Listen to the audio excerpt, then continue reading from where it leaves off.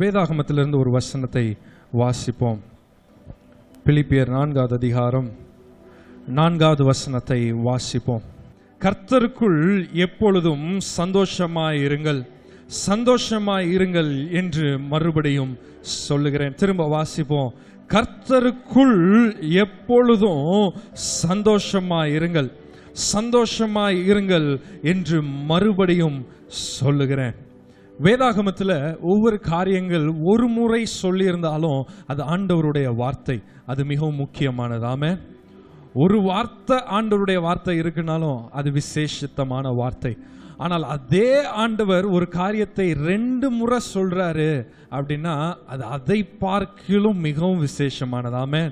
இப்போ ஆண்டவர் இங்க சொல்லுகிற காரியம் என்ன? சந்தோஷமாய் இருங்கள். எப்படி சந்தோஷமா இருக்கணுமா? கர்த்தருக்குள் எப்பொழுதும் சந்தோஷமா இருங்கள், சந்தோஷமா இருங்கள் என்று மறுபடியும் சொல்லுகிறேன். ஹல்லேலூயா. இருக்கிறங்கள்ல வேதாகமத்தை மூடி வைத்து விட்டு எந்திரிச்சு நின்று ஒரு 2 நிமிஷம் ஹல்லேலூயா ஓசனா என்கின்ற பாடலை, அந்த வரிகளை கோரச மாத்திரம் நாம பாடுவோம்.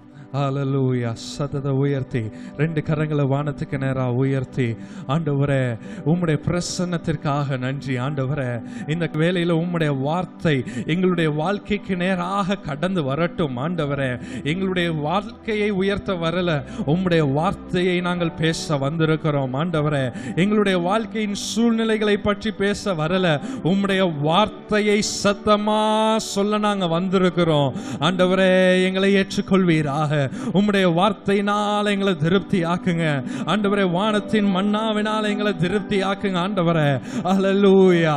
எங்களுடைய சந்தோஷம் நிறைவாயிருக்கும்படி உம்முடைய சந்தோஷத்தினால எங்களை நிரப்புங்க, உம்முடைய சமாதானத்தினால எங்களை நிரப்புங்க, உம்முடைய மகிமையினால எங்களை மூடிக்கொள்ளுங்க, உம்முடைய பிரசன்னத்தினால எங்களை திருப்தி ஆக்குங்க. ஆண்டவரே 2 கரங்களை உயர்த்தி அல்லேலூயா ஓசன்னா, உங்க சத்தம் உயரட்டும். அல்லேலூயா ஓசன்னா, அல்லேலூயா ஓசன்னா, அல்லேலூயா ஓசன்னா,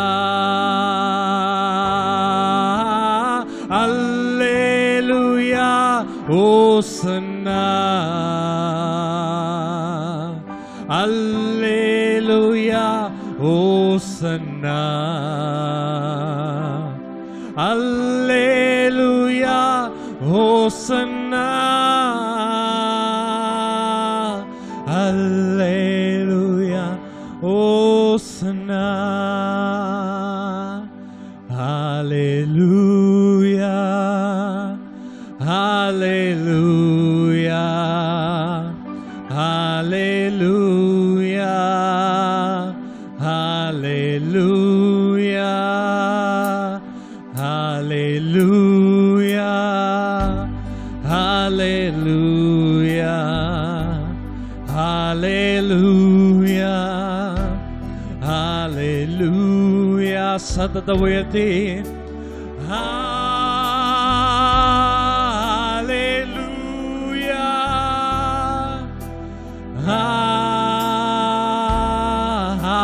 ஹல்லேலூயா,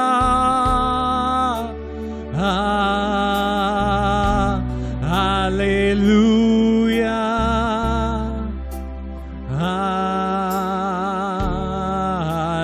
ஹல்லேலூயா. ஓ ஹல்லேலூயா,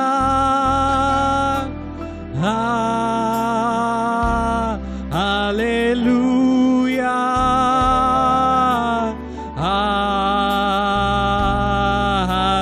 ஹல்லேலூயா,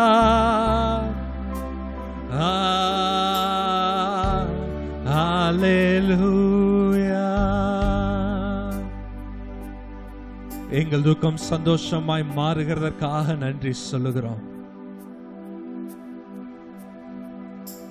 எங்களுடைய புலம்பலை ஆனந்த களிப்பாய் மாற்றுகிறதற்காக நன்றி சொல்லுகிறோம். சுகவீனம் சுகமாய் மாறுகிறதற்காக நன்றி சொல்லுகிறோம். வியாதிகள் அகன்று ஓடுகிறதற்காக நன்றி சொல்லுகிறோம். இருள் அகன்று போய் வெளிச்சம் வந்ததற்காக நன்றி சொல்லுகிறோம். பாவத்திற்கு பதிலாக பரிசுத்தத்தை நீர் எங்களுக்கு தந்ததற்காக நன்றி சொல்லுகிறோம். நிம்மதி, சமாதானம், இளைப்பாறுதலை தருகிறதற்காக நன்றி.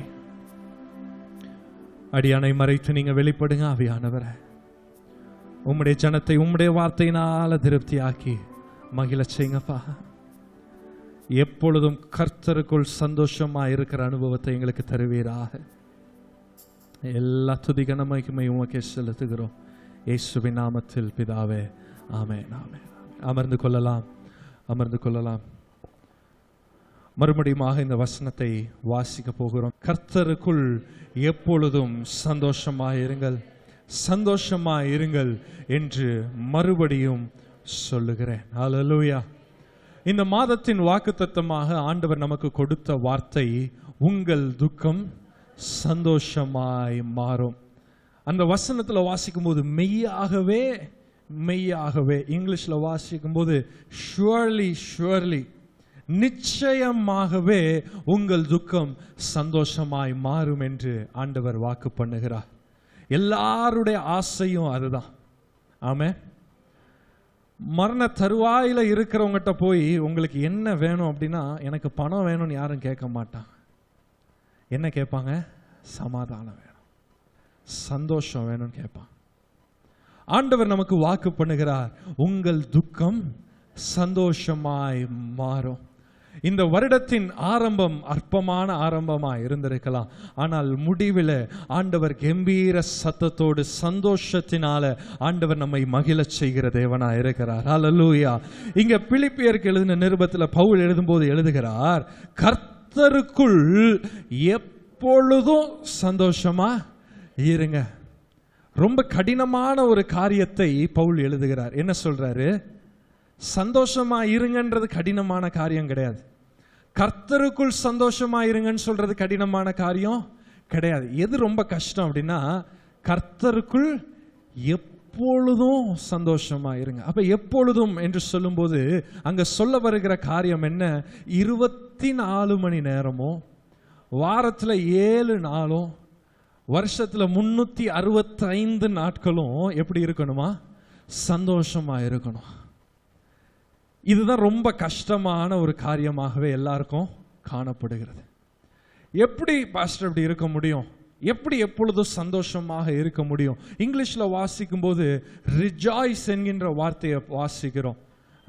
உங்கள் துக்கம் சந்தோஷமாய் மாறும் என்று சொல்லும் போது ஆண்டவர் ஜாய் என்கின்ற வார்த்தையை பயன்படுத்துகிறத பார்க்கிறோம். வேதாகமத்தில் ஜாய் என்கின்ற வார்த்தை. ஆனால் நாம விரும்புகிறது என்ன என்றால், ஜாயை விரும்புகிறது இல்ல, நாம அநேக நேரம் விரும்புகிறது ஹாப்பினஸ் விரும்புகிறோம். Happy birthday, happy new year, happy Christmas, இதை தானே நாம சொல்லுகிறோம். ஜாய் வேற, ஹாப்பினஸ் வேற. இந்த வித்தியாசம் எனக்கு இவ்வளவு நாள் தெரியாதேன்னு நினைக்கலாம். நான் விலைக்கு சொல்லுகிறேன்.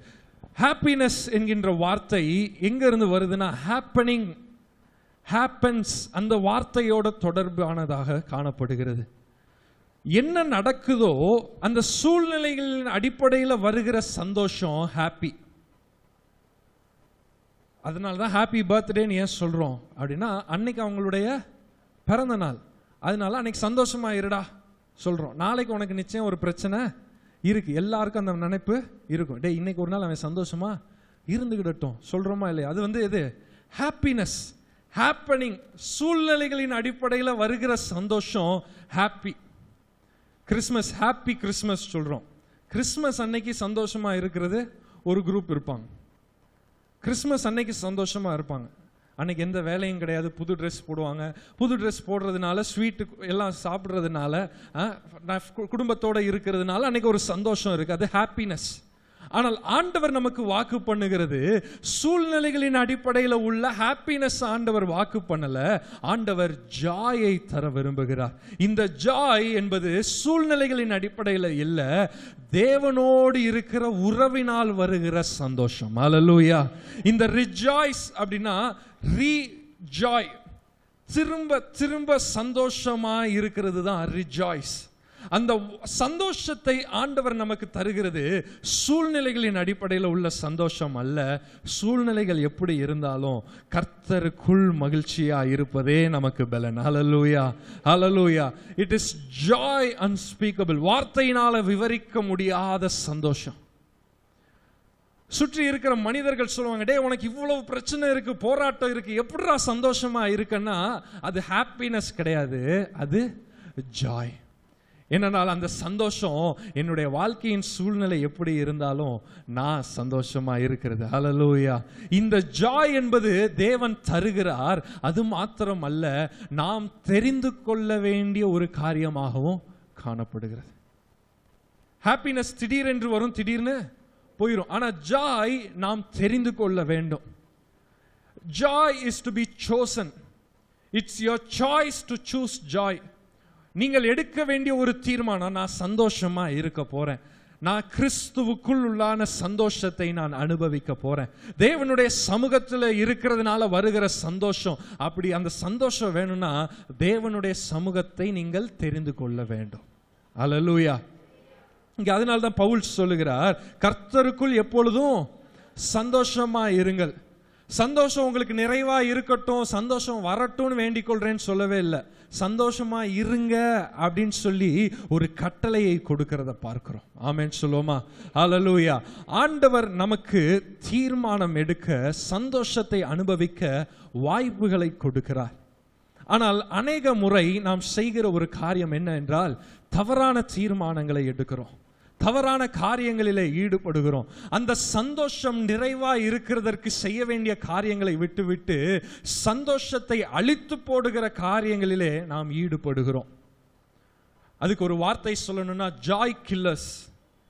சந்தோஷத்தை கொலை செய்து விடுகிறோம். சந்தோஷம் எனக்கு வேண்டான்னு யாரும் சொல்றது கிடையாது. சந்தோஷம் என் பக்கம் வந்துடவே கூடாதுன்னு யாரும் சொல்றது கிடையாது. சந்தோஷத்தை விரும்புகிறோம். ஆனால் நாம் செய்கிற அநேக காரியங்கள், நம்மளுடைய தீர்மானங்கள் அந்த சந்தோஷத்தை கெடுக்கிற காரியங்களாகவே இருக்கிறது. ஆண்டவர் 100% சந்தோஷத்தை தருகிறார்னா நாம ஈடுபடுகிற சில காரியங்கள் நம்மளுடைய யோசனைகளாக இருக்கலாம், நம்மளுடைய செயல்களாக இருக்கலாம், நம்மளுடைய மனப்பான்மைகளாக இருக்கலாம், அவர் பெர்ஸ்பெக்டிவ், இவைகள் எல்லாம் அந்த சந்தோஷத்தை கெடுக்கும் என்றால் துக்கம் அதிகரிக்கும், சந்தோஷம் குறைந்து கொண்டே போகும்.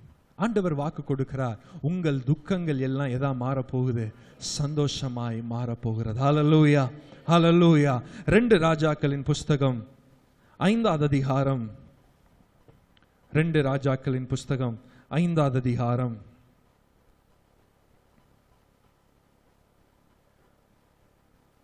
முதலாவது வசனத்தை வாசிப்போம். 2 ராஜாக்கள் 5:1. சீரிய ராஜாவின் படைத்தலைவனாகிய நாகமான் என்பவன் பெரிய மனுஷனோ எண்ணிக்கை உள்ளவனுமாயிருந்தான். அவனை கொண்டு கர்த்தர் சீரியாவுக்கு இரட்சிப்பை கட்டளையிட்டார். மகா பராக்கிரமசாலி ஆகிய, சரி போதும், அந்த வார்த்தையோட இப்போதைக்கு முடிப்போம். அங்க நாகமானை குறித்து சொல்லப்பட்டிருக்கிற இன்ட்ரடக்ஷன், அறிமுகம், விசேஷத்த ஒரு அறிமுகம். இந்த அறிமுகம் நம்ம எல்லாம் விரும்புவோம். ராஜாவுக்கு பிரியமானவன், மகா பராக்கிரமசாலி. அவனை கொண்டு சீரியா தேசத்துக்கு ரட்சிப்பு வந்தது. அவன் பட தளபதி.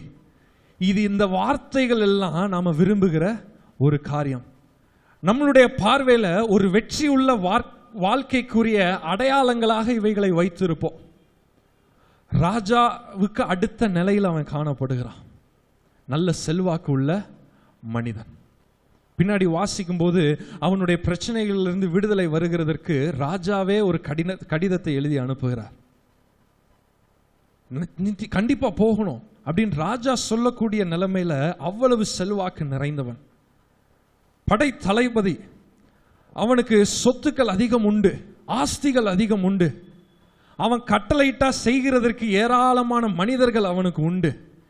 இவ்வளவு சக்சஸ்ஃபுல்லான லைஃப் இருக்கிற அந்த மனிதனுக்கு ஒரு துக்கம் காணப்பட்டது. அதை தாங்க கடைசியில் வாசிக்கிறோம். 3 வார்த்தையில் அவனுடைய ஸ்ட்ரென்த், அவனுடைய பெருமை, அவனுடைய பெயர் புகழ் எல்லாம் ஒன்றுமில்லாமல் ஆக்கப்படுகிறது.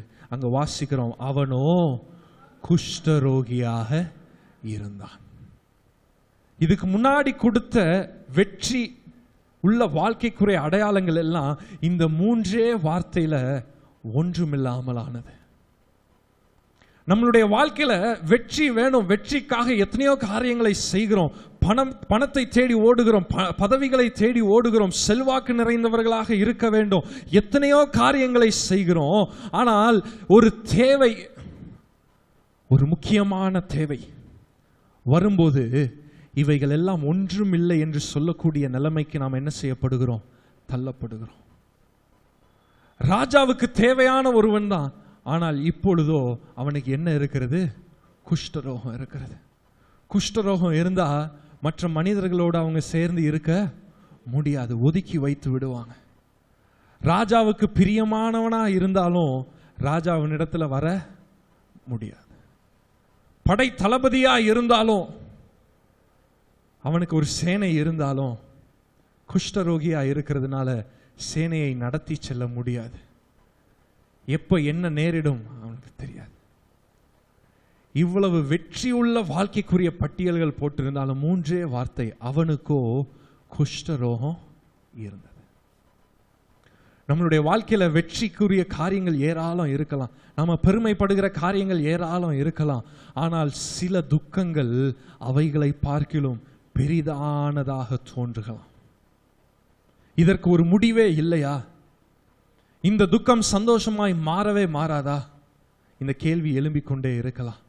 இந்த நாளில் ஆண்டவர் வாக்கு பண்ணுகிறார், உங்கள் துக்கம் சந்தோஷமாய் மாறும். ஹல்லேலூயா. இங்க நாகமானுக்கு ஒரு துக்கம் காணப்படுகிறது, ஒரு கஷ்டம். அவன் இவ்வளவு நாள் சம்பாதித்ததெல்லாம் இந்த வியாதியினால ஒன்றுமில்லாமல் போக போகிறது. விடையை தேடி அலைகிறான், விடுதலையை தேடி அலைகிறான், பதிலை தேடி அலைகிறான். அடுத்து வாசிக்கிறோம், 2வது வசனத்துல வாசிக்கும் போது, சீரியாவிலிருந்து தண்டுகள் புறப்பட்டு ஒரு சிறு பெண்ணை சிறைப்பிடித்து கொண்டு வந்தார்கள். அவள் நாகமானின் மனைவிக்கு பணிவிடை செய்து கொண்டிருந்தாள்.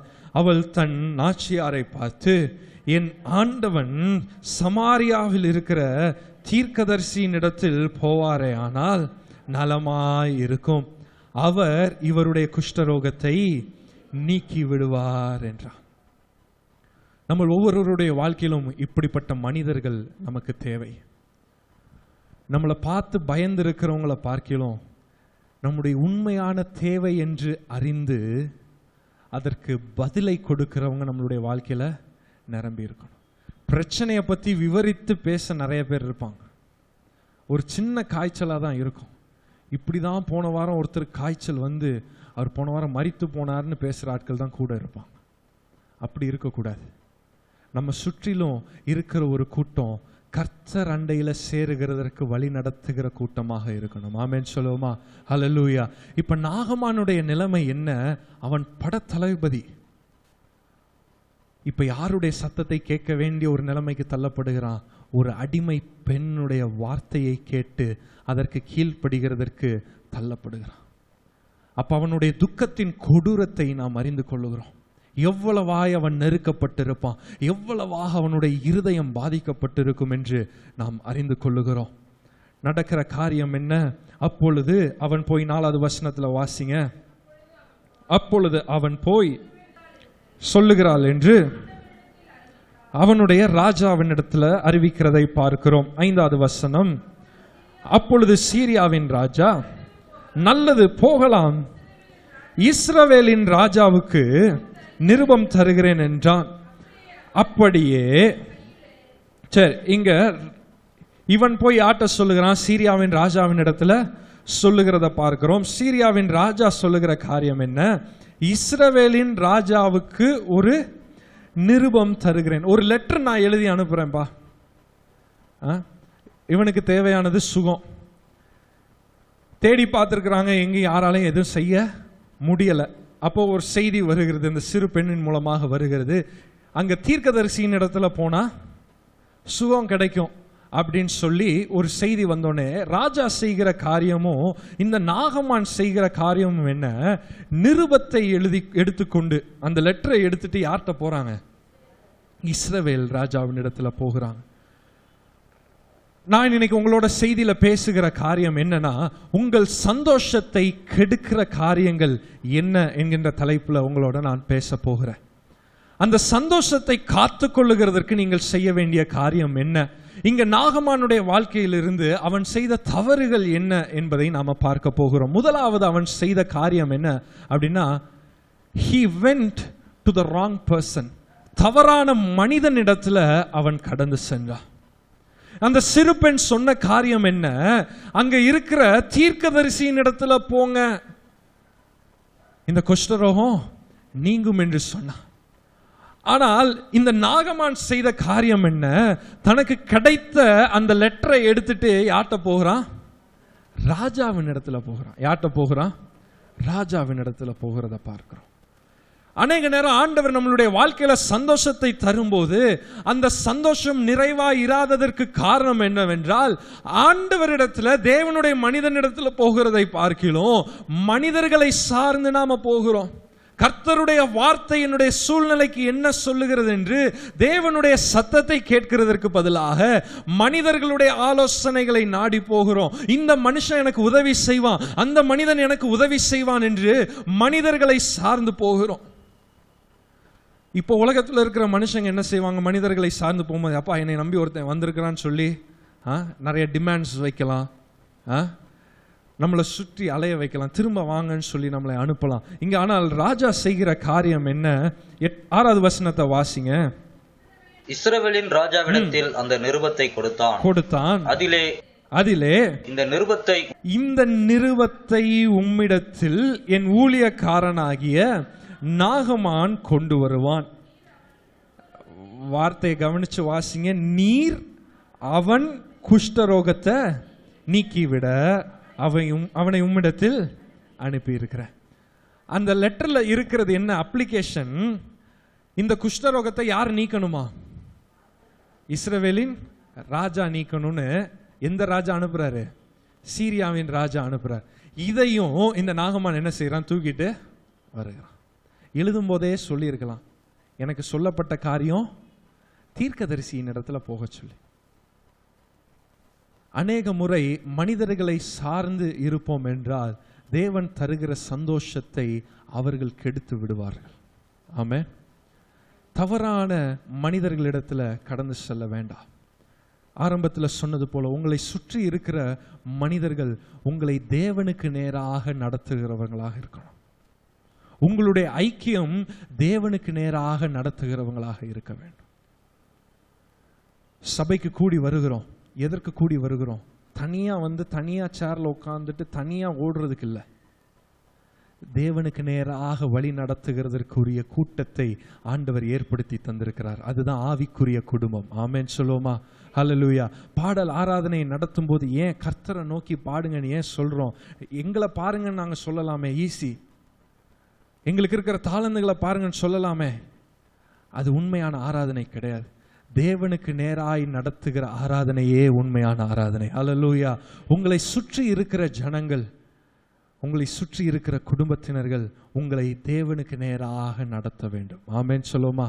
ஹல்லேலூயா. தேவனுக்கு நேராக நடத்த வேண்டும். He came to the wrong person. தவறான மனிதனிடத்துல அவர்கள் கடந்து வருகிறாங்க. அப்போஸ்தலர் 4:12 வாசிங்க. அப்போஸ்தலர் 4வது அதிகாரம் 12வது வசனம். அவராலே அன்றி வேற ஒருவராலும் ரட்சிப்பு இல்லை, விடுதலை இல்லை. நாம் ரட்சிக்கப்படும்படிக்கு வானத்தில் கீழெங்கும் மனுஷர்களுக்குள்ளே அவருடைய நாமமே அல்லாமல் வேறொரு நாமம் கட்டளையிடப்படவில்லை. அவருடைய நாமமே அல்லாமல் வேறொரு நாமம் கட்டளையிடப்படவில்லை.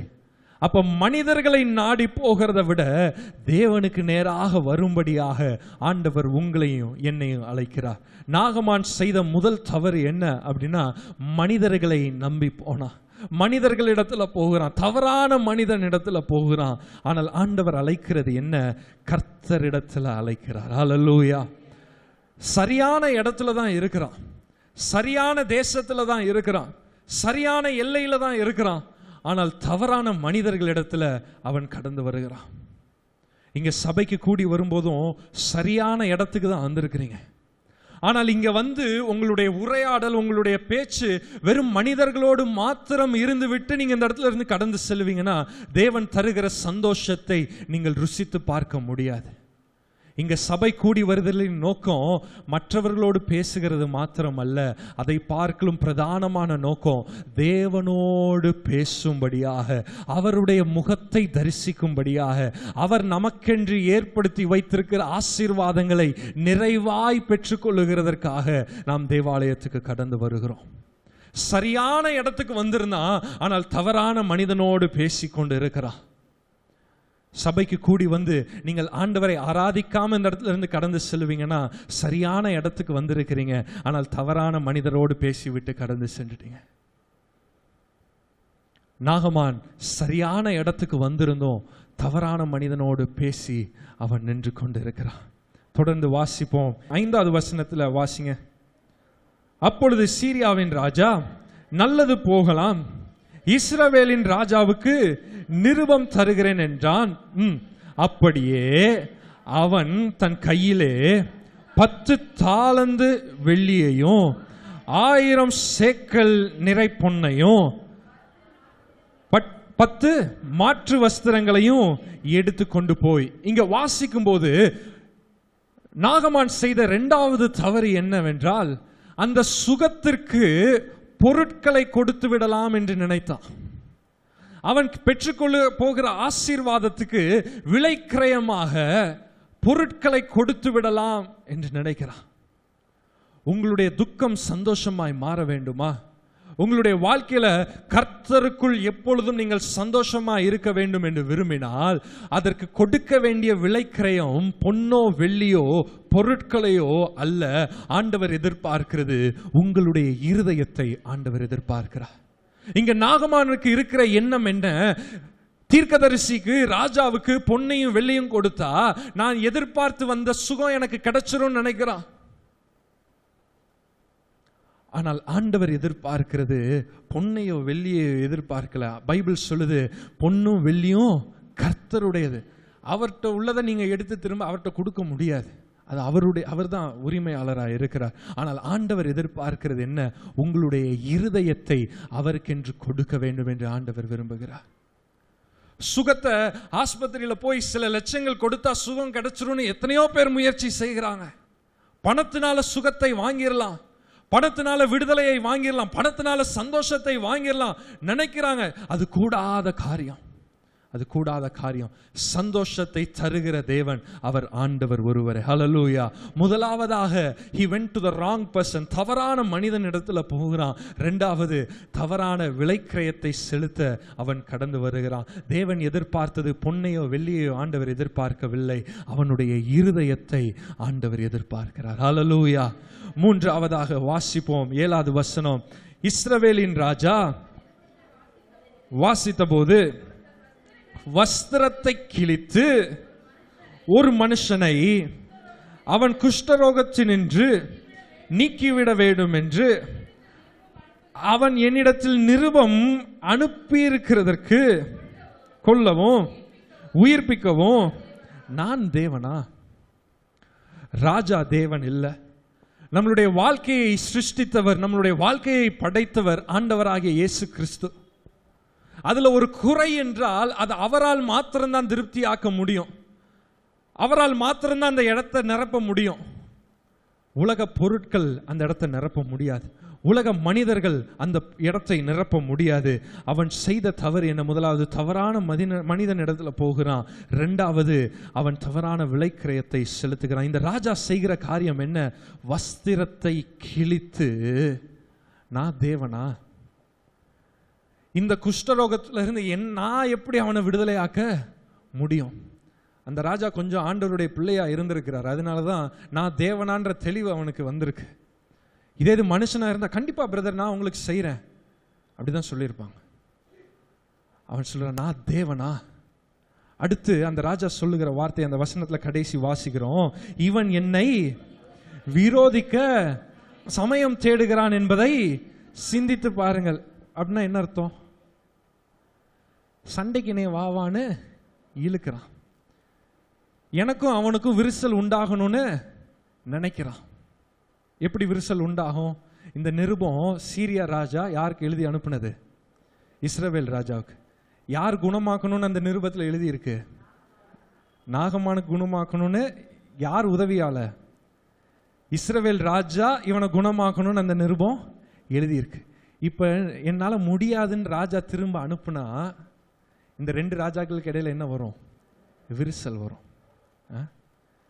இப்படி முடியும்னு சொல்லி தானப்பா நான் அனுப்புனேன், நீனே முடியலன்னு சொன்னா என்ன?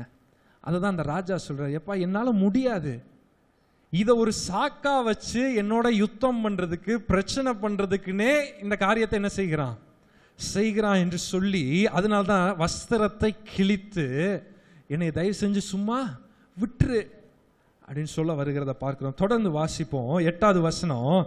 இஸ்ரவேலின் ராஜா தன் வஸ்திரத்தை கிழித்து கொண்ட செய்தியை தேவனுடைய மனுஷனாகிய எலிசா கேட்டபோது அவன், நீர் உம்முடைய வஸ்திரங்களை கிழித்து கொள்வானே, ஏன் உங்களோட ட்ரெஸ்ஸை நீ கிழிச்சுக்கிட்ட, வேற ஒரு ட்ரெஸ்ஸை போடுன்னு சொல்லிட்டு அடுத்து தேவனுடைய மனிதன் சொல்லுகிற காரியம் என்ன? அவன் என்னிடத்தில் வந்து இஸ்ரவேலிலே தீர்க்கதரிசி உண்டு, கர்த்தருடைய வார்த்தை உண்டு என்பதை அறிந்து கொள்ளட்டும் என்று ராஜாவுக்கு சொல்லி அனுப்பினான்.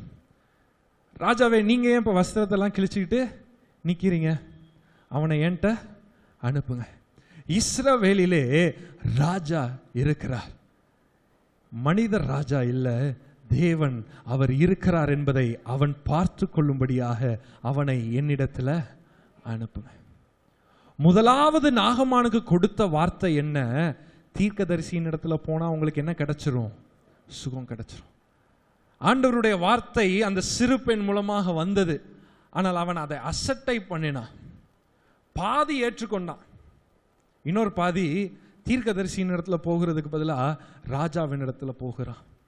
முதல் வார்த்தை தேவனிடத்திலிருந்து வந்தது. 2வது வார்த்தை இங்க வருகிறது. தீர்க்கதரிசி சொல்லி அனுப்புகிறான், அவனை என்னிடத்துல அனுப்புங்க, வந்திருக்கிற நாகமான என்னிடத்துல அனுப்புங்க. இப்ப அடுத்த வசனம் தான் முக்கியமான வசனம், வாசிங்க. அப்படியே நாகமான் தன் குதிரைகளோடும் தன் ரதத்தோடும் வந்து எலிசாவின் வாசற்படியிலே நின்றான். அதை சொல்லுங்க, அந்த வார்த்தையை சொல்லுங்க. வந்து எலிசாவின் வாசற்படியிலே நின்றான். He came to the wrong limit. He came to the wrong place. Eliza சொன்னது, அவனை என்னிடத்தில் அனுப்புங்கள். ஆனா இவன் வந்தது எலிசா வரைக்கும் வரல.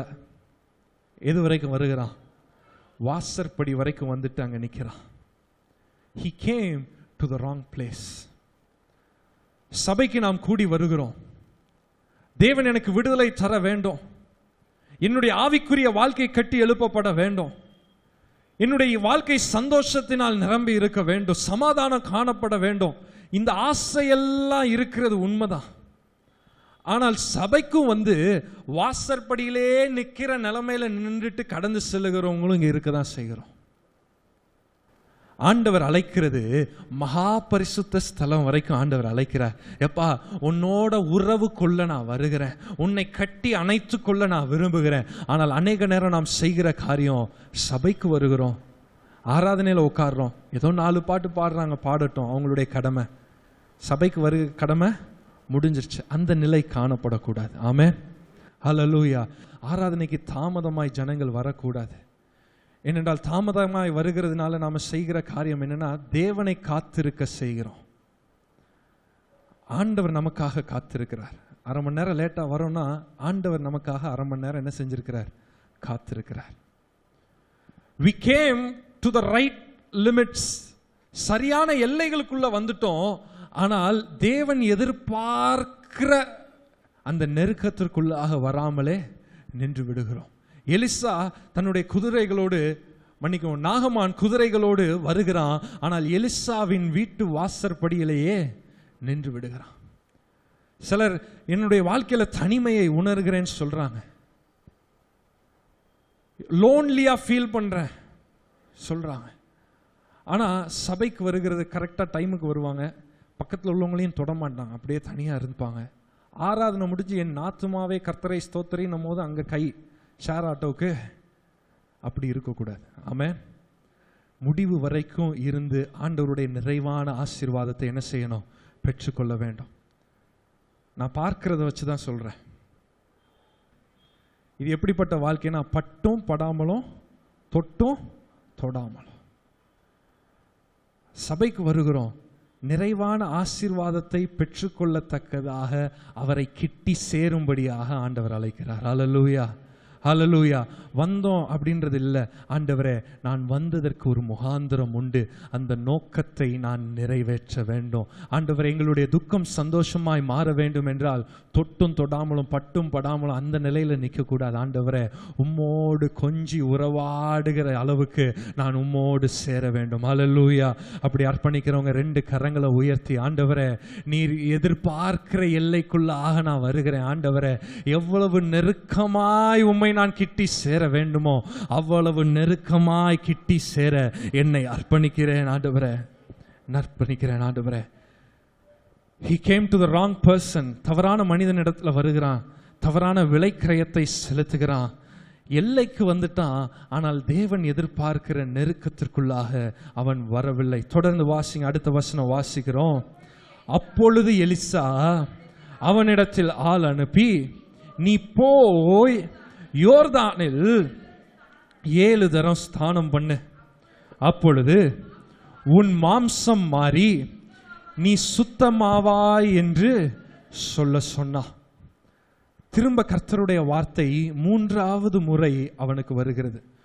முதலாவது முறை அந்த சிறு பெண்ணின் மூலமாக வந்தது. 2வது முறை கர்த்தருடைய வார்த்தை அவனை என்னிடத்துல அனுப்புன்னு சொல்லி 2வது வார்த்தை. 3வது முறையும் வார்த்தை வருகிறது. 3வது வார்த்தை, நீ போய் யோர்தானில் 7 தரம் ஸ்நானம் பண்ணு, அப்பொழுது உன் மாம்சம் மாறி நீ சுத்தமாவாய் என்று சொல்ல சொன்னான். அதற்கு நாகமானுடைய ரெஸ்பான்ஸ் என்ன, பதில் என்ன? 11வது வசனத்தை வாசிக்கிறோம். அதற்கு நாகமான் கடும் கோபம் கொண்டு புறப்பட்டு போய் அவன் வெளியே வந்து நின்று தன் தேவனாகிய கர்த்தருடைய நாமத்தை தொழுது தன் கையினால் அந்த இடத்தை தடவி இவ்விதமாய் குஷ்டரோகத்தை நீக்கி விடுவான் என்று எனக்குள் நினைத்தேன். தேவனிடத்துல சுகத்தை பெருக வருகிறவன் எனக்கு இந்த மாத்திரை தான் நீங்க கொடுக்கணும்னு சொல்லி ஆண்டவர்கிட்ட வருகிறத பார்க்கிறோம். தேவன் எனக்கு சுகம் தரணும், ஆனால் இந்த மாத்திரையை மாத்திரம் தான் நீங்க என்ன செய்யணும்? தரணும். தேவன் எனக்கு அற்புதம் செய்யணும், ஆனா என்னுடைய சித்தத்தின்படி, என்னுடைய யோசனையின்படி, என்னுடைய விருப்பத்தின்படி, என்னுடைய வழியில தான் ஆண்டவர் அற்புதம் செய்யணும்னு சொல்லி இங்க நாகமான் சொல்லுகிறத பார்க்கிறோம். அங்க கர்த்தருடைய வார்த்தை வந்தது, நீ யோர்தானுக்கு போய் 7 தரம் ஸ்நானம் பண்ணு, அப்ப உன்னுடைய வியாதி நீங்கும் என்று கர்த்தருடைய வார்த்தை உண்டான போதும் நான் அதை ஏற்றுக்கொள்ள மாட்டேன். என்னுடைய வழியில ஆண்டவர் என்ன செய்யணும்? அற்புதம் செய்ய வேண்டும்.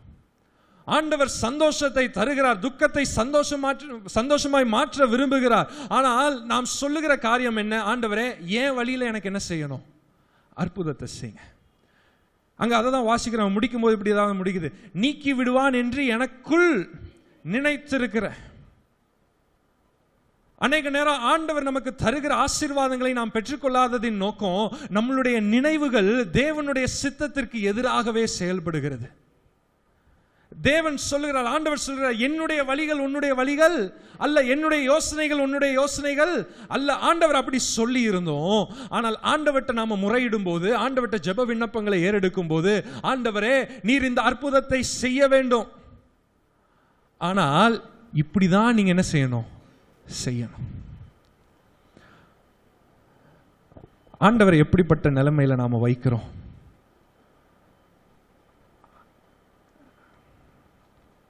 கெத்சமனே தோட்டத்தில் ஆண்டவர் ஜெபிக்கிறார். உலகத்தின் பாவங்கள், மனுக்குலத்தின் பாவம் எல்லாம் அவர் மேல சுமத்தப்படுகிறது. நடக்க போகிற காரியங்கள், சிலுவையின் பாடுகளை ஆண்டவர் நினைத்து பார்க்கிறார். பார்த்துட்டு அவரால் தாங்கிக் கொள்ள முடியவில்லை. மன அழுத்தம், வேர்வை இரத்தமாய் வருகிறத பார்க்கிறோம்.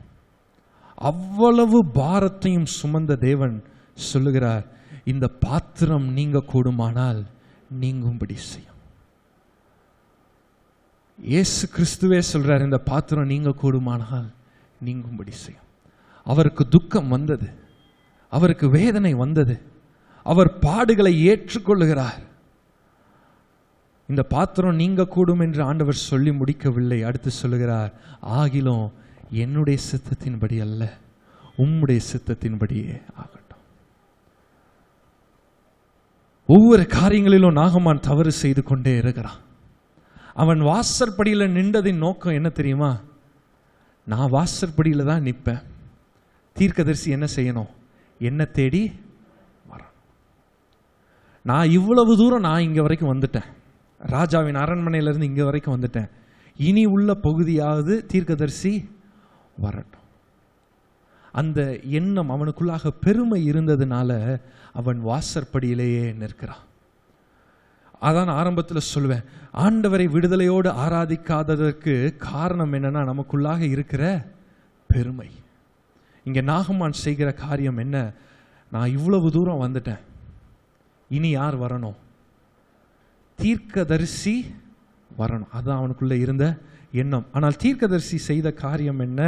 அவன் ஆள் அனுப்பி, 10வது வசனத்துல வாசிக்கிறோம்ல, அப்பொழுது எலிசா அவனிடத்தில் ஆள் அனுப்பி கர்த்தருடைய வார்த்தையை கொடுக்கிறத பார்க்கிறோம்.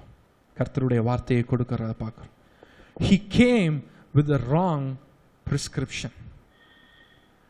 எனக்கு நீங்க இப்படி தான் செயல்படணும் ஆண்டவரே, நீங்க இப்படி தான் என்னுடைய வாழ்க்கையில் அற்புதத்தை செய்யணும், நீங்க இப்படி செஞ்சாதான் நான் ஏற்றுக்கொள்வேன் அப்படின்ற எண்ணத்தோடையே அங்க நாகமான் நிற்கிறதை பார்க்கிறோம். நாகமான் நிற்கிறதை பார்க்கிறோம்.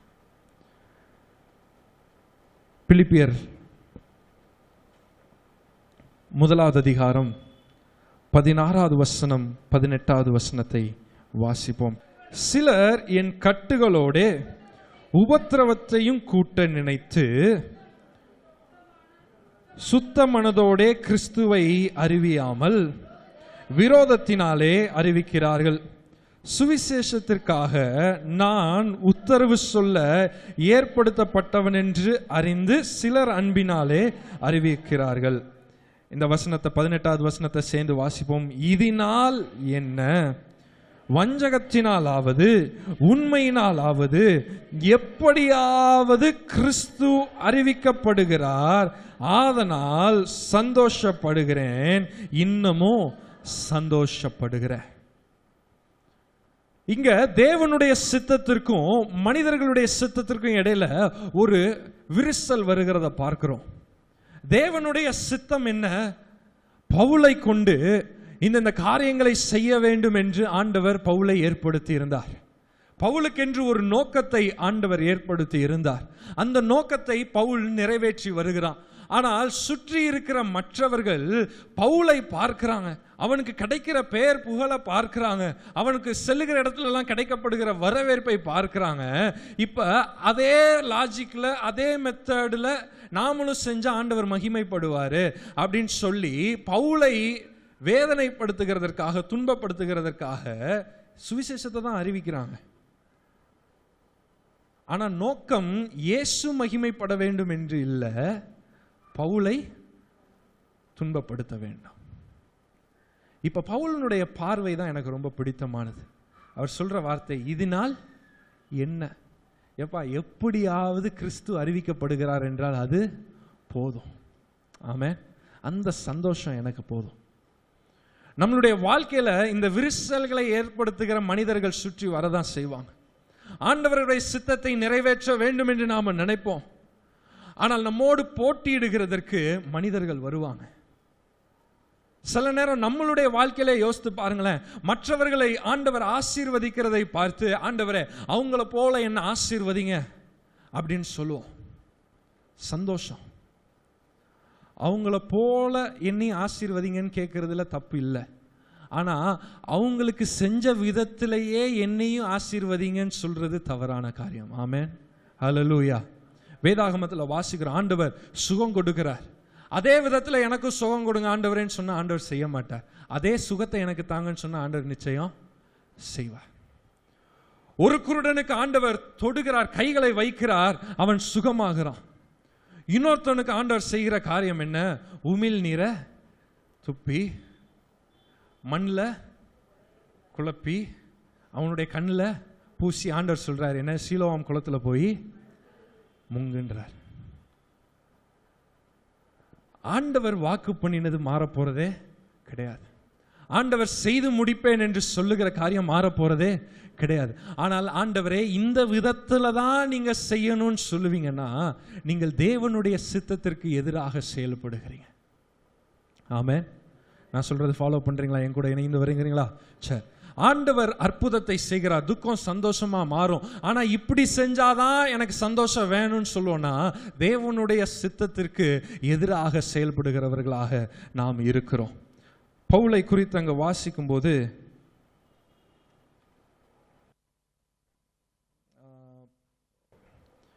ரோமர் 12வது அதிகாரம்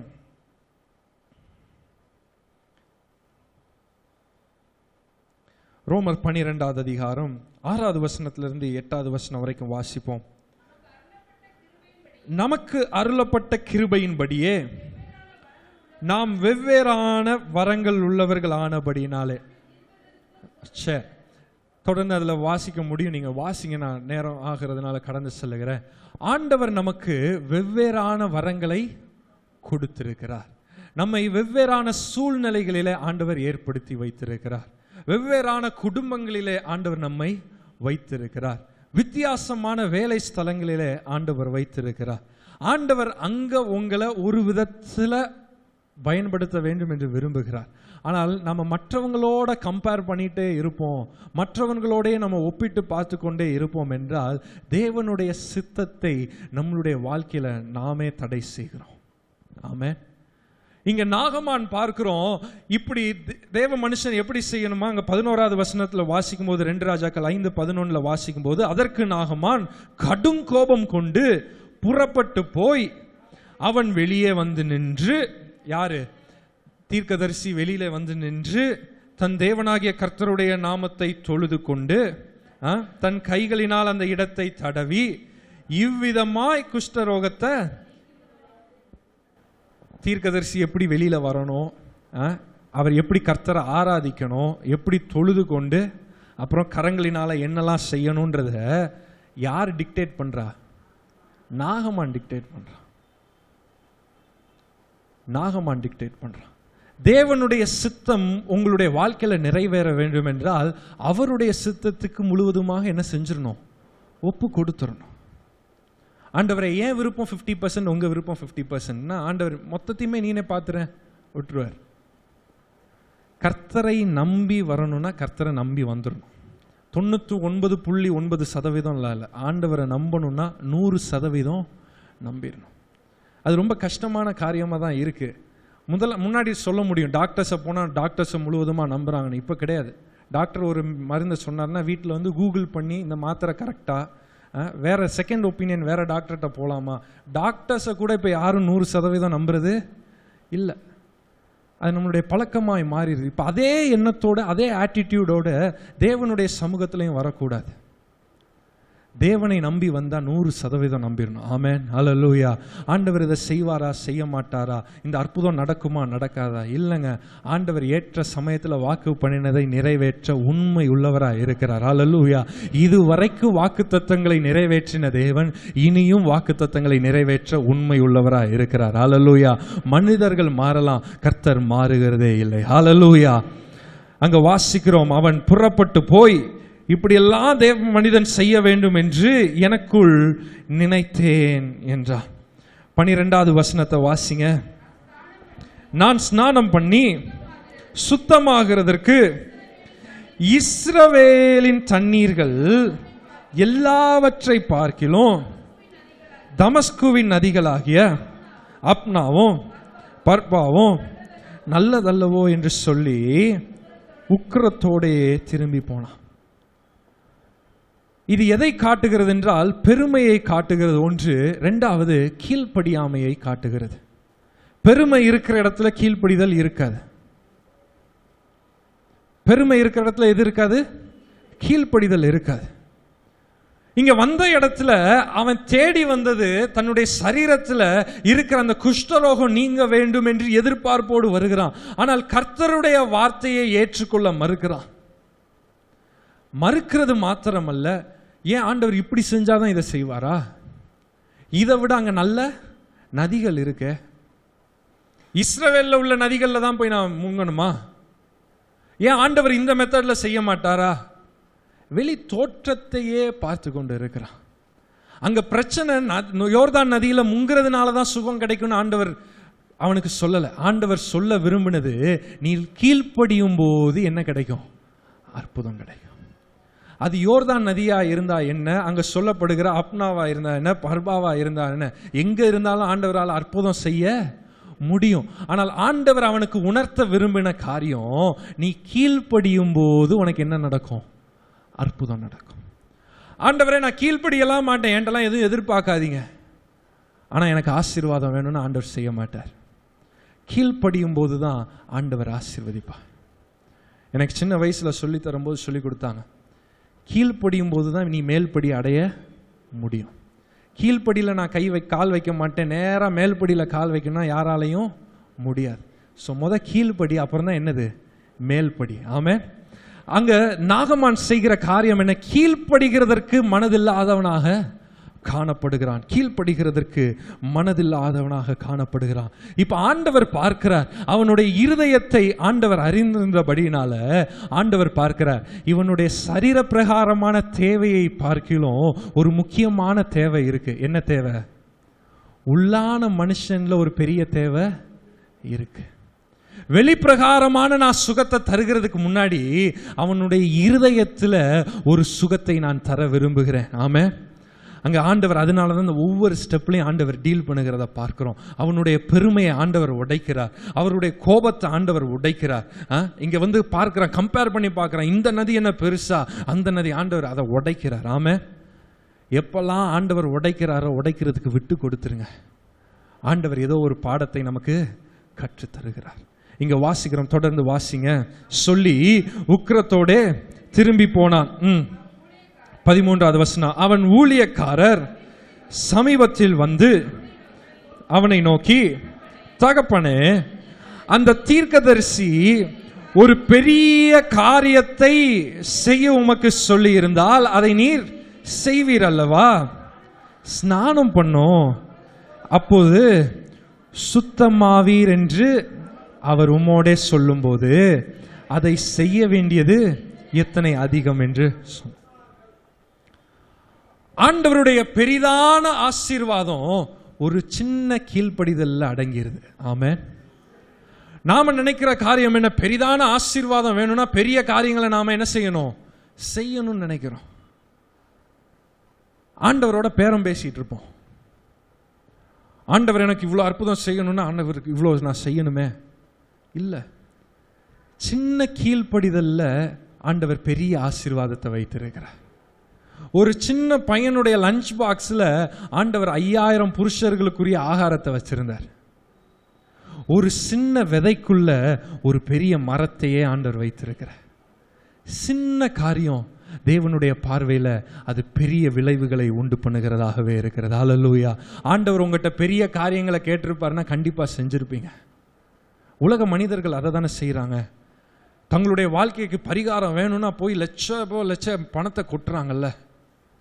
எத்தனை காரியங்களை செய்கிறாங்க, சிந்தித்து பார்க்கிறோமே.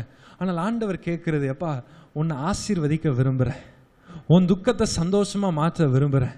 நீ செய்ய வேண்டியதெல்லாம் என்னுடைய சமூகத்தை தேடி வா, என்னுடைய சமூகத்தில் அமர்ந்து இருந்து காத்துரு, என்னோட உட்காந்து கொஞ்சம் நேரம் பேசு, என்னோட உறவாடு, ஜபத்தில் தரித்திரு, உன் குடும்பத்தை கெட்டி எழுப்பு, உன்னுடைய குடும்பத்து பிள்ளைங்களுக்காக ஜபம் பண்ணு. சின்ன சின்ன காரியங்களை ஆண்டவர் சொல்லுகிறார். பெரிய காரியத்தை சொல்லியிருந்தா நம்ம நிச்சயம் செஞ்சிருப்போம். ஆமென். பரலோக ராஜ்யத்துக்கு போகணும், இப்போ மார்ஸ் அதுக்கு போகிறதுக்கு டிக்கெட் ரெடி பண்ணுறாங்க. இன்னும் நிலாவிலேயே போய் நம்ம ஒழுங்காக போய் குடியிருக்க முடியலை. ஆனால் மார்ஸில் போய் வீடு கட்டுறோம், அதுக்கு இவ்வளோ கோடிகள் கொடுங்கன்னா பல மனிதர்கள், நூற்றுக்கணக்கான மனிதர்கள் பணத்தை கட்டியிருக்கிறாங்க. பெரிய காரியங்களை செய்யணும்னா செய்ய ஆயத்தமா இருக்கிறான். ஆனா ஆண்டவர் எதிர்பார்க்கிறது சின்ன காரியம். உன்கிட்ட இருக்கிறது 5 அப்போ 2 மீனா என்கிட்ட கொண்டு வா, நான் ஆசீர்வதிக்கிறேன், நான் பெருக பண்றேன். துக்கம் சந்தோஷமாய் மாறுகிறது உன்னுடைய துக்கம் மாத்திரம் அல்ல, உன்னை சுற்றி இருக்கிற மனிதர்களுடைய துக்கத்தையும் மாற்ற நான் போதுமானவராக இருக்கிறேன். அந்த சின்ன பையனுடைய கீழ்ப்படிதல், தன்னிடத்துல இருந்ததை ஆண்டவர்கிட்ட கொடுக்குறான், அவ்வளவுதான். ஆண்டவர் மீதம் எடுக்க செய்கிறார், பிறருக்கு கொடுக்க உதவி செய்கிறார், அவனும் திருப்தி அடைகிறான். நான் யோசித்து பார்ப்பேன், அந்த பையன் வீட்டுக்கு போகும்போது திரும்ப அந்த 5 அப்போ 2 மீனை தூக்கிட்டு வீட்டுக்கு போயிருப்பான். அம்மா கேட்டிருப்பாங்க, டே என்னடா கொண்டு போன சாப்பாடு அப்படியே? அம்மா அது எனக்கு தேவையே படலை. அது எப்படா தேவைப்படாமல் இருக்கும், இத்தனை நாள் நீ அங்கே இருந்தியே? இயேசு இருந்தாருமா, அப்புறம் எதுக்குமா இதெல்லாம்? ஆமென், ஹல்லேலூயா. ஆண்டவர்கிட்ட கொஞ்சத்தை கொண்டு வாங்க, ஆண்டவர் நிறைவாய் அதை மாற்ற ஆண்டவர் உண்மை உள்ள தேவனாய் இருக்கிறார். அங்க வாசிப்போம், 13வது வசனத்தை வாசிங்க. செய்ய வேண்டியது கடைசி பகுதியை மாத்திரம். அப்பொழுது சுத்தமாவீர் என்று அவர் உம்மோடே சொல்லும்போது அதை செய்ய வேண்டியது எத்தனை அதிகம், எத்தனை முக்கியம் என்பதை அங்க சொல்ல வருகிறத பார்க்கிறோம். பெரிய காரியங்களை ஆண்டவர் உங்கள்கிட்ட எதிர்பார்க்கல, பெரிய ஆசீர்வாதங்களை சின்ன கீழ்ப்படிதலுக்குள்ளாக ஆண்டவர் வைத்திருக்கிறார். அந்த சின்ன காரியங்களை நீங்கள் கீழ்ப்படியும் போது ஆண்டவர் பெரிதானவைகளை உங்களுடைய வாழ்க்கையில செய்ய உண்மை உள்ளவராய் இருக்கிறார். 14வது வசனத்தை வாசிப்போம்.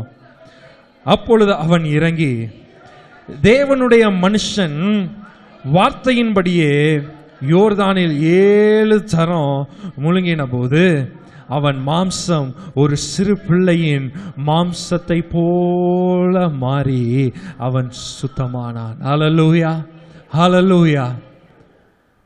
கீழ்ப்படிதல் 100% கீழ்ப்படியணும். கீழ்ப்படுகிறதற்கு அர்ப்பணித்து விடுவோம் ஈஸியா.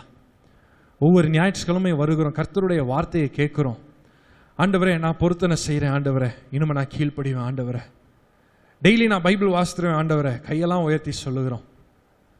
அறகுறை கீழ்ப்படிதலும் கீழ்ப்படியாமை தான். சொல்லுங்க, பக்கத்தில் உள்ளவங்களை பார்த்து சொல்லுங்க, அறகுறை கீழ்ப்படிதலும் கீழ்ப்படியாமை தான். அறகுறை கீழ்ப்படிதலும் தேவனுடைய பார்வையில் என்னதுதான்? கீழ்ப்படியாமை. தாமதமாய் கீழ்ப்படுகிறதும் தேவனுடைய பார்வையில் என்னது? கீழ்ப்படியாமை. Divided obedience is disobedience. Delayed obedience is also disobedience. நான் இப்போ செய்யல ஆண்டவரே, நான் அப்புறம் செய்கிறேன். ஆண்டவர் சீஷர்களை பார்த்து என்னை பின்பற்றி வாங்கன்னு சொல்லும்போது, ஆண்டவரே நான் போய் என்னுடைய தாய் தகப்பனெல்லாம் நான் அடக்கம் பண்ணிட்டு நான் அப்புறம் வரேன். ஆண்டவர் அங்கே என்ன சொல்றாரு? மரித்தோரை அடக்கம் பண்ணட்டும். ஒருவன் தன்னுடைய தாய் தகப்பன் சகோதர சகோதரிகளை வெறுக்காவிட்டால் என்னை பின்பற்ற முடியாதுன்னு ஆண்டவர் சொல்லிட்டார்.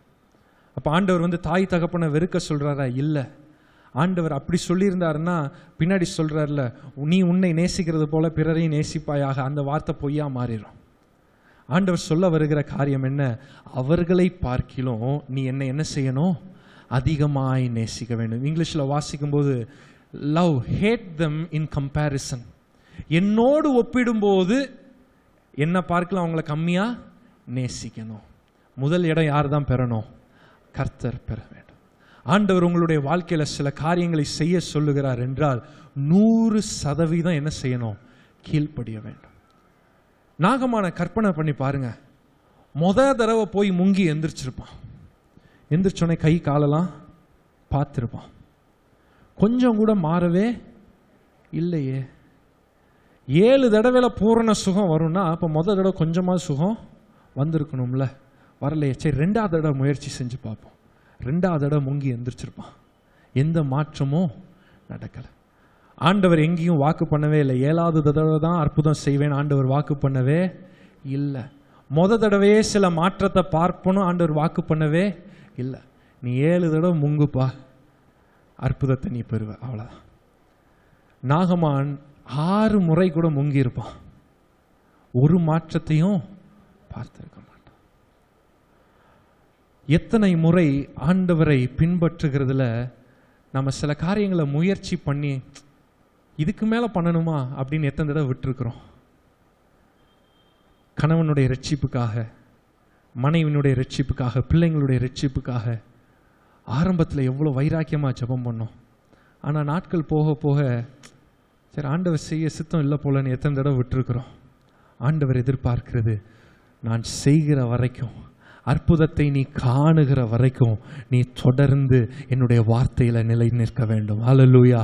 ஆண்டவர் எதிர்பார்க்கிறது முழுவதுமாக கீழ்ப்படுகிற மனிதர்களை ஆண்டவர் எதிர்பார்க்கிறார். 6 தடவை செஞ்சது போதும் அப்படின்னு நிற்கலை, 4 தடவை செஞ்சது போதும் நிற்கலை. 7வது முறை அவன் முங்கி எந்திரிக்கும் போது அவனுக்கு சொல்லப்பட்ட வார்த்தையை அவன் கீழ்ப்படிந்து நிறைவேற்றி முடித்த போது அவன் அற்புத சுகத்தை பெற்றுக்கொண்டான். ஹல்லேலூயா, ஹல்லேலூயா. 2 கரங்களை உயர்த்தி, ஆண்டவரே முழுவதுமாக கீழ்ப்படிய என்னை அர்ப்பணிக்கிறேன். சொல்லுங்க, முழுவதுமாக கீழ்ப்படிய என்னை அர்ப்பணிக்கிறேன் ஆண்டவரே, முழுவதுமாக என்னை ஒப்பு கொடுக்கிறேன் ஆண்டவரே. அரகுற விசுவாசம் இல்லை, அரகுற கீழ்ப்படிதல் இல்லை ஆண்டவரே. 100% நீர் எனக்கு கட்டளையிட்ட யாவையும் செய்து முடிக்கிற வரைக்கும் நான் கீழ்ப்படிய என்னை அர்ப்பணிக்கிறேன் ஆண்டவரே. ஹல்லேலூயா, ஹல்லேலூயா. சத்தத்தை உயர்த்தி ஆண்டவரோட பேசுங்க, கொஞ்ச நேரம் ஆண்டவரோட பேசுங்க. ஹல்லேலூயா. ஓ ரபாலா ஷேனா ஹனமோனி ஆந்தலா. இயேசுவின் நாமத்தினால, இயேசுவின் நாமத்தினால, இயேசுவின் நாமத்தினால ஆண்டவரே அற்புதத்தை செய்யுங்கப்பா, அற்புதத்தை செய்யுங்க ஆண்டவரே. எங்களுடைய வெளிப்பிரகாரமான ஆசீர்வாதத்துக்கு முன்பதாக எங்களுக்குள்ளாக காணப்பட வேண்டிய மாற்றத்தை நீர் கட்டளையிட வேண்டும் என்று நாங்கள் ஜெபிக்கிறோம் ஆண்டவரே. எங்களுக்குள்ளாக கீழ்ப்படியாம இருக்கும் என்றால் ஆண்டவரே இந்த நேரத்தில் மாற்றுங்க ஆண்டவரே. எங்களுக்குள்ளாக பெருமை இருக்கும் என்றால் இந்த நேரத்தில் மாற்றுங்க ஆண்டவரே. இந்த நேரத்தில் அப்பா மாற்றத்தை கொண்டு வாருமப்பா, மாற்றத்தை கொண்டு வாருங்க ஆண்டவரே. மற்றவர்களை பார்த்து பொறாமைப்பட்டது போதும் ஆண்டவரே. நீர் எனக்கென்று ஏற்படுத்தினதை நான் சுதந்தரிக்கிற மாத்திரம், அதை மாத்திரமே நோக்கமாக, அதை மாத்திரமே என்னுடைய வாழ்க்கையின் குறிக்கோளாக வைத்து உம்மை வைராக்கியமாய் பின்பற்ற எங்களுக்கு கிருபை செய்யுங்க ஆண்டவரே, கிருபை செய்யுங்க ஆண்டவரே, கிருபை செய்யுங்க ஆண்டவரே. ஹல்லேலூயா, ஹல்லேலூயா, ஹல்லேலூயா. 15வது வசனத்தை வாசித்து நாம் ஜெபித்து முடிக்க போகிறோம். அப்பொழுது அவன் தன் கூட்டத்தோடெல்லாம் தேவனுடைய மனுஷனிடத்திற்கு திரும்பி வந்து, இதை முதையே செஞ்சிருக்கலாமே, வாசற்படியில் நின்றுட்டு போயிட்டானே, சபைக்கு வந்து மற்றவங்களோட சேர்ந்து கர்த்தரை ஆராதிக்காம சும்மா வந்து தொட்டும் தொடாமலும் பட்டும் படாமலும் ஆராதிட்டு போயிட்டோமே. ஆனால் அற்புதம் பெற்றதுக்கு அப்புறம் அவன் மாத்திரம் வரல, அவனோட கூட்டத்தோட சேர்ந்து, கூட யார் யாரெல்லாம் வந்தாங்களோ எல்லாரும் சேர்ந்து தேவனுடைய மனிதனிடத்திற்கு திரும்பி வந்து அவனுக்கு முன்பாக நின்று, தேவனுடைய வார்த்தைக்கு முன்பாக நின்று, இதோ இஸ்ரவேலில் இருக்கிற தேவனை தவிர பூமி எங்கும் வேறே தேவன் இல்லை என்பதை அறிந்தேன். சத்தம் உயர்த்தி அந்த வசனத்தை திரும்ப வாசிப்போம். இதோ இஸ்ரவேலில் இருக்கிற தேவனை தவிர பூமி எங்கும் வேற தேவன் இல்லை என்பதை அறிந்தேன் என்று சொல்லுகிறான். ஹல்லேலூயா. இருக்கிறஇடங்கள்ல எழும்பி நிற்போம், இருக்கிறஇடங்கள்ல எழும்பி நிற்போம். ஹல்லேலூயா. ஆண்டவர் வாக்கு பண்ணினதை நிச்சயம் நிறைவேற்றி முடிப்பார், அதுல சந்தேகம் இல்லை. ஆண்டவருடைய வார்த்தைக்கு கீழ்ப்படியாம நீங்க பிரச்சனை பண்ணுகிற வரைக்கும், தேவனுடைய சித்தத்துக்கு எதிராக உங்களுடைய சித்தம் நிற்கிற வரைக்கும் தேவன் உங்களுடைய வாழ்க்கையில் அவர் வாக்கு பண்ணினதை நிறைவேற்ற முடியாது. ஹல்லேலூயா, ஹல்லேலூயா. ஓ ராபாலா ஷேடாராதி ஆந்தாரபா. தேவன் தாமதிக்க கூடாது, ஆனால் நான் தாமதிப்பேன் நீங்க நிற்பீங்கன்னா அது பெருமையின் அடையாளமா இருக்கிறது. தேவன் மாத்திரம் உடனடியா அற்புதம் செய்யணும், ஆனா நான் உடனடியா கீழ்ப்படிய மாட்டேன்னா அது பெருமையின் அடையாளமா இருக்கிறது. ஹல்லேலூயா. 2 கரங்களை வானத்துக்கு நேரா உயர்த்தி முழு அர்ப்பணத்தோடு, முழு அர்ப்பண தகப்பனத்தோடு ஆண்டவரே அப்பா சும்மா சுத்தின நாட்கள் போதும் ஆண்டவரே, ஏனோ தானோன்னு சபைக்கு வந்தது போதும் ஆண்டவரே, பட்டும் படாமலும் தொட்டும் தொடாமலும் வந்தது போதும் ஆண்டவரே. அப்பா சபை ஐக்கியத்தோடு இணைந்து செயல்பட ஆண்டவரே, ஒரே சரீரமாக ஒரே திருச்சபையாக ஆண்டவரே நாங்கள் உமக்காக ஓடுகிறதற்கு, நீர் எங்களுக்கு என்று வைத்திருக்கிற வாக்குத்தத்தங்களை நீர் நிறைவேற்றுகிறதற்கு நாங்க தாமதிக்காம நாங்க நிறைவேற்ற எங்களை அர்ப்பணிக்கிறோம் ஆண்டவரே. நல்ல சத்தத்தை உயர்த்தி முழு பலத்தோடு என்ன பொறுத்தன ஆண்டவர்கிட்ட செய்யணுமோ செய்யுங்க, என்ன காரியங்கள் ஆண்டவரோட பேசணுமோ பேசுங்க, என்னென்ன காரியங்கள் ஆண்டவர் மாற்றத்தை எதிர்பார்க்கிறாரோ அந்த மாற்றத்தை ஆண்டவர்கிட்ட சொல்லுங்க. ஆண்டவரே இதற்கு நான் என்ன விட்டு கொடுக்கிறேன் ஆண்டவரே. நாகமான் சரீர பிரகாரமான தேவை சந்திக்கப்படுகிறதற்கு முன்பதாக அவனுடைய உள்ளான மனுஷனுடைய தேவை சந்திக்கப்பட வேண்டியது இருந்தது ஆண்டவர். அங்க மாற்றத்தை கொண்டு வந்ததுக்கு அப்புறம் தான் அவனுடைய சரீர பிரகாரமான மாற்றத்தை ஆண்டவர் கொடுக்கிறார். ஹல்லேலூயா. தேவனுடைய வாக்குத்தத்தங்கள் உங்களுடைய வாழ்க்கையில நிறைவேற வேண்டும் என்றால் தேவன் எதிர்பார்க்கிற உள்ளான மனுஷனிடத்துல காணப்பட வேண்டிய மாற்றங்களுக்கு உங்களை விட்டு கொடுங்க. ஹல்லேலூயா. சத்தத்தை உயர்த்தி பரிசுத்த ஆவியானவருடைய உதவியை கேளுங்க. பரிசுத்த ஆவியானவரே உமக்காய் வாழ எனக்கு பலன் வேண்டும் ஆண்டவரே, உமக்காய் வாழ எனக்கு பலன் வேண்டும் ஆண்டவரே. கீழ்ப்படுகிறது கடினமான காரியமா இருக்கிறது, என்னுடைய பலத்தினால முடியாது, ஆவியின் பலன் எங்களுக்கு வேண்டும் ஆண்டவரே. கிறிஸ்துவுக்குள் எப்பொழுதும் சந்தோஷமா இருக்கணுமே அப்பா, எங்களுடைய பலத்தினால் அது முடியாது ஆண்டவரே. ஹல்லேலூயா. ஆவியின் பலன் எங்களுக்கு வேண்டும், ஆவியின் பலன் எங்களுக்கு வேண்டும், ஆவியின் பலன் எங்களுக்கு வேண்டும். நிரப்பப்படுங்க, பரிசுத்த ஆவியானவரால் நிரப்பப்படுங்க. அந்நிய பாஷைகள்ல பேசி ஓ ராமா நஹானமோ ஷேகராமா ரீதா ராமா நதி ஆன்சராபா. இது அர்ப்பணிப்பின் நேரம், இது அர்ப்பணிப்பின் நேரம், இது அர்ப்பணிப்பின் நேரம். ஹல்லேலூயா. ஆண்டவரே பெருமை இருக்கும் என்றால் நீக்கி போடுங்கப்பா, பெருமை இருக்கும் என்றால் நீக்கி போடுங்க ஆண்டவரே. என்னுடைய வழி உம்முடைய வழி அல்ல ஆண்டவரே, அதை நான் புரிந்து கொண்டேன் அப்பா. எங்களுடைய யோசனைகள் உம்முடைய யோசனைகள் அல்ல, அதை புரிந்து கொண்ட ஆண்டவரே. அப்பா முழுவதுமாக 100% உம்முடைய சித்தத்திற்கென்றே எங்களை அர்ப்பணிக்கிறோம்.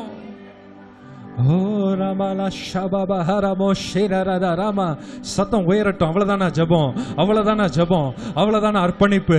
யாரோ ஒருத்தர் நடத்தணும்னு கிடையாது, ஆண்டவருக்கு முழுவதுமாக விட்டு கொடுங்க, ஆண்டவருக்கு முழுவதுமாக விட்டு கொடுங்க. ஹல்லேலூயா. ராமோ ஷைராரா ஹரபோனி அந்தரா ரேகே நாமோனி அந்தேரபோ ஷேமா மஹானமாலா Rathi அஞ்சேராபா. Hallelujah, hallelujah, hallelujah, hallelujah, hallelujah, hallelujah. Oh Ramana Sheda da da da da da da Yanjera Moshe Karabala. பிலிப்பியர் அதே 4வது அதிகாரம் 6வது வசனம் 7வது வசனத்தை வாசிக்க போகிறேன். நீங்கள் ஒன்றுக்கும் கவலைப்படாமல் எல்லாவற்றையும் குறித்து உங்கள் விண்ணப்பங்களை ஸ்தோத்திரத்தோட கூடிய ஜெபத்தினாலும் வேண்டுதலினாலும் தேவனுக்கு தெரியப்படுத்துங்க. அப்பொழுது எல்லா புத்திக்கும் மேலான தேவ சமாதானம் உங்கள் இருதயங்களையும் உங்கள் சிந்தைகளையும் கிறிஸ்து இயேசுவுக்குள்ளாக காத்திருக்கும். உங்களுடைய சந்தோஷத்தை கெடுக்கிற காரியங்கள் அகன்று போக வேண்டுமா? கிறிஸ்துவின் சிந்தை உங்களுக்குள்ளாக வரட்டும், கிறிஸ்து உங்களை காத்து கொள்ளட்டும். தேவனுக்கு தெரியப்படுத்துங்க, தேவன் சந்தோஷத்தை தருகிறார். தேவனுக்கு தெரியப்படுத்துங்க, தேவன் எல்லாவற்றையும் பார்த்து கொள்ளுகிறார். உங்களை காக்கிறவர் அவர் தூங்குவதும் இல்லை உறங்குவதும் இல்லை, இரவும் பகலுமாக அவர் உங்களை நோக்கி பார்த்தவராக இருக்கிறார். ஓ ரபலா ஷபரா. அன்பின் தேவனே, இரக்கம் நிறைந்தவரே, உம்மை நம்பி யார் வந்தாலும் அற்புதம் செய்கிறதற்கு நீர் உண்மை உள்ளவராக இருக்கிறீரே. இந்த நாகமான் உம்முடைய மகன் அல்ல. இதை பார்க்கலாம் அங்க நல்லா இருக்கலன்னு சொல்லி பேசினவன் தான் ஆண்டவரை. ஆனாலும் அவன் கீழ்ப்படிந்த மாத்திரத்துல அற்புதத்தை செய்கிறதற்கு நீர் உண்மை உள்ளவராக இருந்தீர. உமக்கு நாங்கள் நன்றி சொல்லுகிறோம். இந்த நாளிலும் உண்மையா இந்த தீர்மானங்களை எடுத்த, அதை கைப்பற்ற தங்களை அர்ப்பணித்த உம்முடைய பிள்ளைகளை நீர் அளவில்லாம ஆசீர்வதிங்கப்பா. அவர்களுக்கு நேராக வந்த ஒவ்வொரு வாக்குத்தத்தங்களும் நிறைவேறட்டும் என்று நாங்கள் ஜெபிக்கிறோம். உம்முடைய வார்த்தை வெறுமையாய் திரும்புவதில்லையே ஆண்டவரே. அது என்ன நோக்கத்தோடு அனுப்பப்பட்டதோ அது நிறைவேறுகிற வரைக்கும் அந்த வார்த்தை காத்திருக்கிறதே. உம்முடைய பிள்ளைகளுக்கு நேராக வந்திருக்கிற வார்த்தைக்காக நன்றி சொல்லுகிறோம். நீர் தருகிற அந்த ஆசீர்வாதத்தை சீக்கிரமாக துரிதமாக பெற்றுக்கொள்ளுகிறதற்கு உடனடியாக கீழ்ப்படிய பிள்ளைகளை நீர் ஏவும்படியாக ஜெபிக்கிறோம். தீர்மானங்களிலே நிலைத்திருக்க நீங்க உதவி செய்ய. எல்லா துதி கன மகிமை நாங்கள் உமக்கே செலுத்துகிறோம். இயேசுவின் நாமத்தில் ஜெபிக்கிறோம் ஜீவனுள்ள நல்ல பிதாவே. ஆமென், ஆமென், ஆமென்.